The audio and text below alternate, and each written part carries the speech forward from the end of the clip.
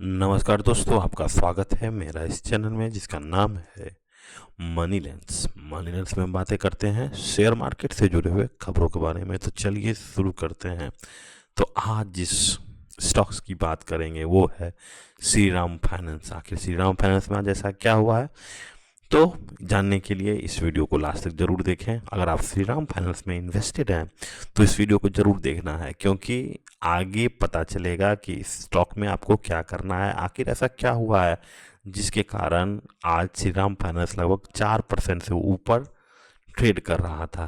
तो इसके पीछे कारण क्या है आज जानेंगे। अगर आप इस चैनल पर नए हैं तो चैनल को ज़रूर से सब्सक्राइब कर लीजिए और शेयर भी कर दीजिए। ठीक है, तो चलते हैं श्री राम फाइनेंस पे। श्री राम फाइनेंस में आज आखिर हुआ क्या है ये देखिए। श्री राम फाइनेंस में आज जो जापान की कंपनियां हैं मित्सुबिशी बैंक, ठीक है, यहाँ पे देखिए MUFG बैंक, उनको अपना जो शेयर है 20% का जो स्टेक्स है श्री राम फाइनेंस, वो बेचेंगे लगभग 40,000 करोड़ में। ठीक है, तो ये चीज़ें देख के आज मार्केट लगभग उसका 4% के आसपास ऊपर चढ़ा है। तो आखिर ऐसा क्या बात है कि जापान की कंपनियां जो हैं, जो कि बाहरी देशों से अपना पैसा वापस लाने की कोशिश कर रही है, क्योंकि जापान में इंटरेस्ट रेट ऊपर की तरफ जा रहा है और इन्फ्लेशन भी बढ़ते जा रहा है। तो वो चाह रहा है कि बाकी दूसरी दुनिया जैसे अमेरिका से अपना बॉन्ड बेच रही है, तो वो चाह रही है कि पैसा जापान की तरफ आए। लेकिन जापान की ये जो कंपनियां हैं वो श्री राम फाइनेंस में काफ़ी अच्छा स्टेक खरीदा है।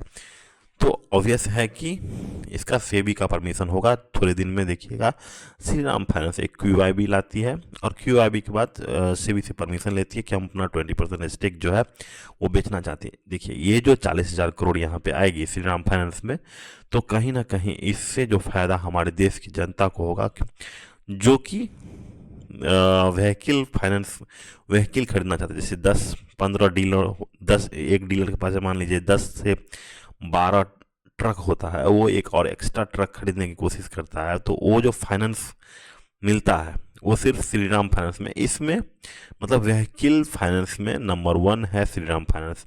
तो आने वाले समय में ये एक ग्रोथ ये भी हो सकता है कि आने वाले समय में व्हीकल वाले सेक्टर में अच्छा ग्रोथ आ सकता है।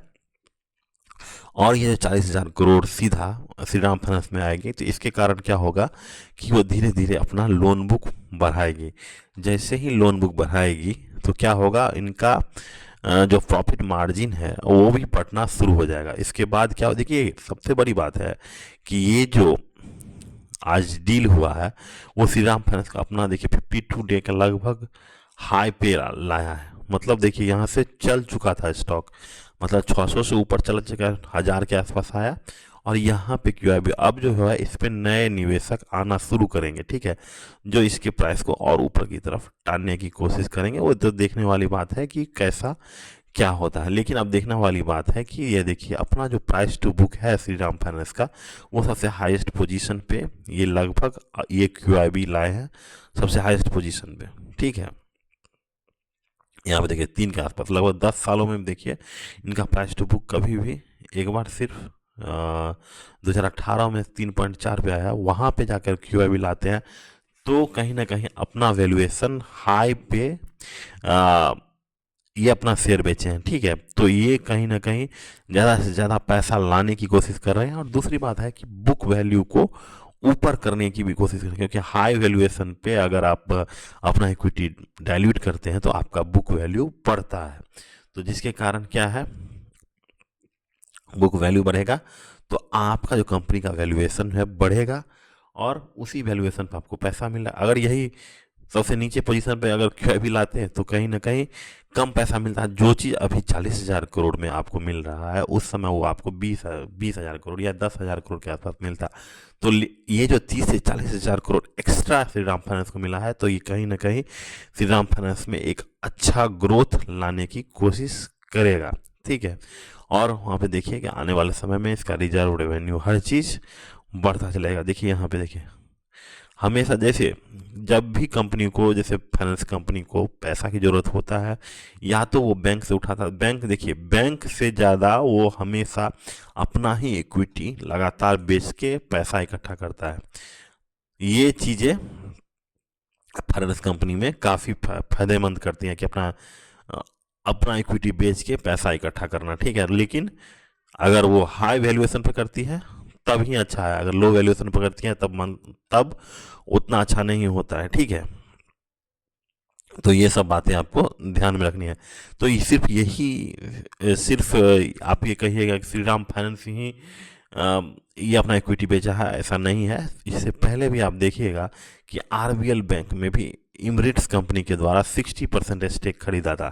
तो लगातार देखिए 60% आरबीएल बैंक का भी अगर देख लिया जाए तो आरबीएल बैंक में भी लगभग 300 के आसपास ही क्यूआईपी किया है, और वहाँ पे अपने देखिए हाई पे ही यहाँ पे 300 साढ़े 300 के आसपास, यहाँ पे 325 के आसपास क्यूआईपी किया और यहाँ पे अपना 60% स्टेक बेच दिया है।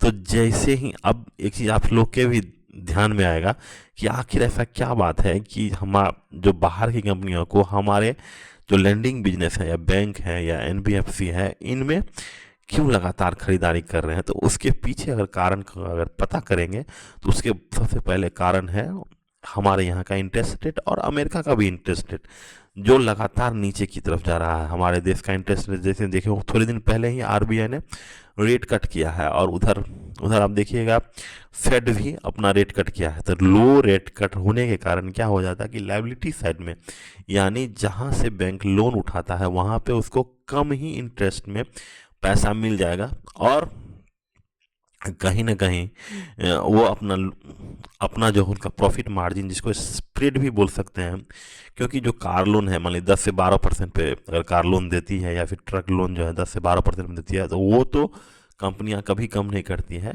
लेकिन वो जहाँ से पैसा उठाती है, श्रीराम फाइनेंस हो जाए या आरबीएल बैंक हो जाए, जहाँ से पैसा उठाती है वहाँ से उनको कम इंटरेस्ट रेट में पैसा मिलेगा, जिसके कारण उनका प्रॉफिट मार्जिन बढ़ेगा।